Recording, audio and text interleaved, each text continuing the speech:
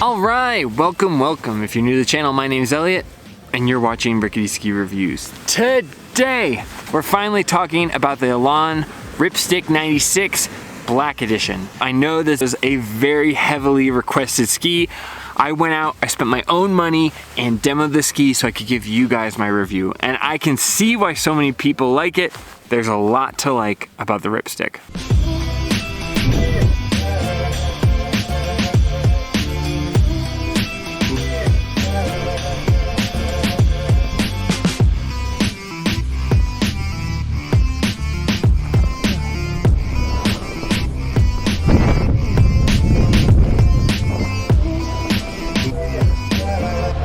This ski is 96 millimeters underfoot. I skied this in a 180. It has an 18-meter radius. Most Elan Ripsticks have two poles, like poles running through the middle. This Black Edition has 4 for kind of added dexterity. Gives you just a little bit more threshold for how much power you can load the ski with. So that's the difference if you're ever wondering between the Elan Ripstick 96 and just the Black Edition.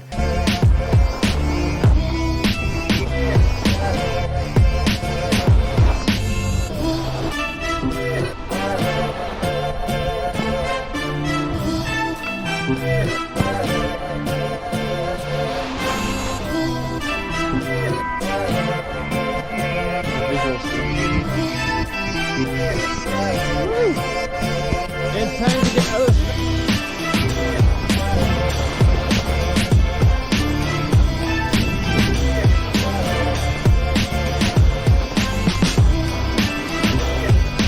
This ski, first impressions, was pretty stunning. Like the minute you get it on the cat track, it just does such clean turns. The amount of pressure to turn ratio, like how much pressure it takes to get your turn started and going smoothly, was pretty amazing. Also, this is the first Elan ski I've ever liked. I haven't skied on Elan in a really long time, but back in the race days, I did not like their skis.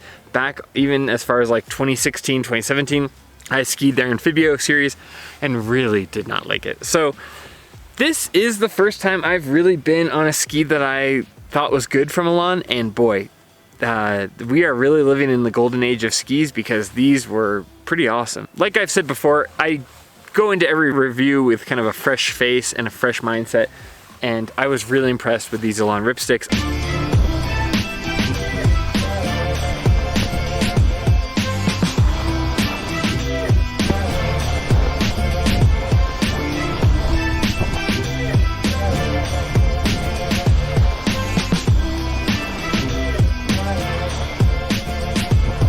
Now first, let's talk about the good, and then we'll talk about the bad. The good. This ski, for what you're getting, is very, very diverse. It's a good carving ski, but also surprisingly, it's a really capable powder ski. Like, it's got kind of a boxy tip, and it allowed a lot of flotation off trail for a 96. The carving did not feel kind of heavy or sluggish, very responsive on the turning, really good at getting you initiated turn. I was blown away by both the carving and the powder and how well it did in good conditions for both. If you're on a groomed run and you've got some corduroy, these are amazing, very responsive skis. And when you take them in the powder, they float really well, and they had very good turn initiation, so it was very easy to get the next turn started while you're kind of hopping back and forth in the powder. So I was very impressed with that. I felt like I didn't expect that much from this kind of ski. When I first felt the carving, I wasn't expecting much in the trees, and they really delivered there. Felt like they had really good turn shape, the material was really good. This ski is doing a lot of different things. These are asymmetrical skis, so the right and left ski are different, and you can kind of feel that in the turn initiation. It's kind of lifting you up with a little bit more camber on one side and a little more rocker on the other. And it really is just kind of getting your turn initiated for you. So I feel like the construction of this ski is really, really complex, and it's doing a lot of things to help it feel easy to get your turn started and get you into like a clean spot when you're carving. So that's what I really liked about the ski. I really felt like gradual feeling of getting just a turn started was very easy. I think for a lot of people who are kind of, you know, maybe intimidated by carving or just trying to master it and get the timing down, this would be a really good ski because a lot of the construction kind of gets you into a good position and really loads up the ski. I also feel like the Black Edition specifically can hold a lot of energy. When I'm really charging, really loading the ski, I had a hard time finding the limits of it. I could definitely reach into it if I really pushed in big open turns and find its limits, but inside of like a slalom and GS turn on a blue square or green circle, you can't find it. It's a very stable ski, and I'm glad I started with the Black Edition first because of that. I enjoyed this version more. I wasn't maxing out the ski and was getting some really, really fun turns. The other nice thing about the ski is with light powder, this kind of boxy tip is really going to give you a lot more flotation than you might find in a comparable ski with 96 underfoot. All right, let's talk about the bad, and this ski definitely has some serious drawbacks. The good thing about the ski I talked about was the flotation, but this ski really feels boxy. So the first thing I noticed is as soon as the snow gets bad and like soft, so where I started, it's wind blown up high and the snow gets a little bit more soggy as you get lower in elevation. That's when I noticed this ski's big drawback. This ski gets hung up on sticky snow more than any other ski I've seen. I've talked about it a little bit with the Atomic Maverick series where you kind of have that Horizon tech that it grabs onto sticky snow a little bit more than I'd like. This ski does that like double or triple what the Horizon tech does. This tip gets very, very hung up on sticky snow. It also can feel in that sticky snow boxy, and kind of those mechanics don't carry over in bad conditions. The other thing I found with this boxy tip, I had a ton of chatter, not only just like from wind resistance when you're going fast on the Super G hill, but also just chatter in general. These skis are pretty light, and I found as soon as I kind of went a little bit beyond short GS turns, they really chattered a lot. And the hard part about that is like this ski's turns like kind of lock you in and get you into those turns, and it can help you build pressure. The material is really great, but as soon as you use that to like stack pressure and go faster, the ski really wobbles and really cannot hang once it starts going above like, I don't know, GS speed. That was a huge issue that I found, getting hung up on the sticky snow, but more specifically, the speed wobble.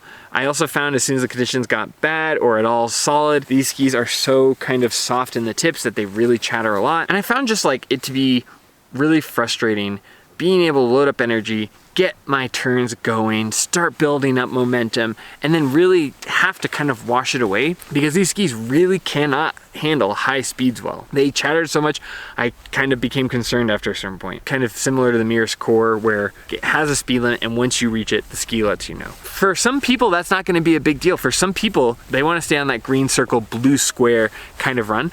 But if you're somebody who likes to go fast, if you've ever been like somebody with a race background who wants to kind of push the skis, load them up and use that to give yourself speed, you might want to look elsewhere because this ski really suffers once it gets going too fast. It'll allow you to load up the turn, it'll hold really stable in the flex, right? So it's doing a good job giving you stability and support, but it really suffers once it gets too much speed and too much energy in just like the dampness overall. I don't think it's meant to be a damp ski, but just so you know. Also, I mentioned it did well in the powder, but it's not as surfy as a QST. It feels like okay as far as flotation, but it doesn't have that kind of surfy feel where you kind of round off your turns and can slide out. So when you have to slarve your turns, it can feel okay, but it's not great. Overall, this is a very good ski, but I want to tell you about the drawbacks because if you're gonna own it, you are gonna wanna know about these things. So, not a super surfy ski, kind of boxy, and that boxiness can feel good for getting turns initiated because, you know, the shape kind of allows you to lock them in early.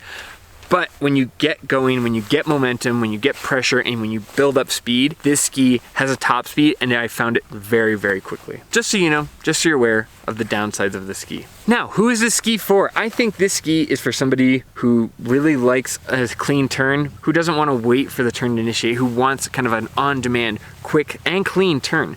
I think this is for somebody who enjoys carving, who wants to go a little bit into the powder, who on a good powder day wants to enjoy it, but doesn't have any interest in the trees on a bad snow day.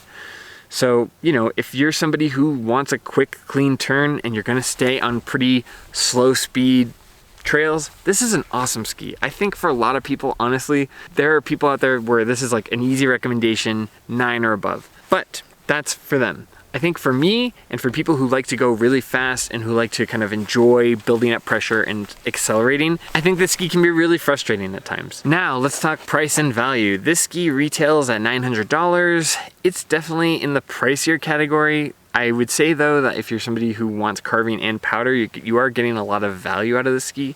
So $900, I'd say it's a pretty fair value. I mean, if you're looking for those two specific things, that's a good price. But for me, $900, that's pretty extreme on the price, especially for a ski that doesn't have the top end speed. I'd much prefer a Head Core 93 for the money, but that's just me. Overall value is pretty solid though. Now I talked earlier, but with the material, this is a tube-like core, which means it's got wood with tubes of carbon kind of running tip to tail. So it's got a wood and carbon combined core. Now when it comes to weight, these skis are very light. This 180 per ski comes in at 1,710 grams, which is definitely on the lighter side. So that makes sense why that kind of heavier, stickier snow it got caught up in. It's got an 18-meter turn radius, although it felt much shorter and quicker. That's everything about the Elan Ripstick when it comes to specs. It's a good performer. It's punching way above its weight in a lot of areas, but it has some serious drawbacks. So for me, I'm gonna give this ski an 8.8 out of 10. It's probably closer to a 9 depending on who you are, but I really think this is a solid 8.8. It's just lacking in a few areas that are keeping it from something like a Head Core 93 or an Atomic Maverick 95. Skis that are in this similar width that it just doesn't perform on the top end of speed as well as those skis do. All mountain skis are known for speed, but this one really has a pretty solid speed limit. And when it gets going and when the conditions are bad, this ski is probably my last pick. So it's got drawbacks. There's not a lot of them, but it's not perfect either. So anyway, that's my assessment of the Elan Ripstick 96 Black Edition. That's my review. If you like this kind of content, please consider liking and subscribing. Helps my channel out a lot. But more than anything, just thanks to everybody who made this recommendation. I can see why so many people like this ski. I think this is a very accessible ski for a lot of people.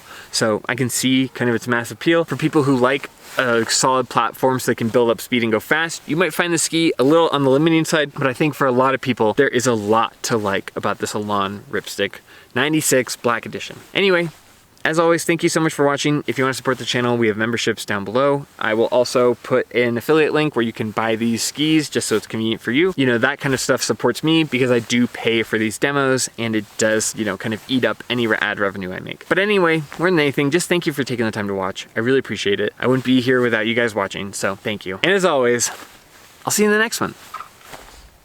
See ya.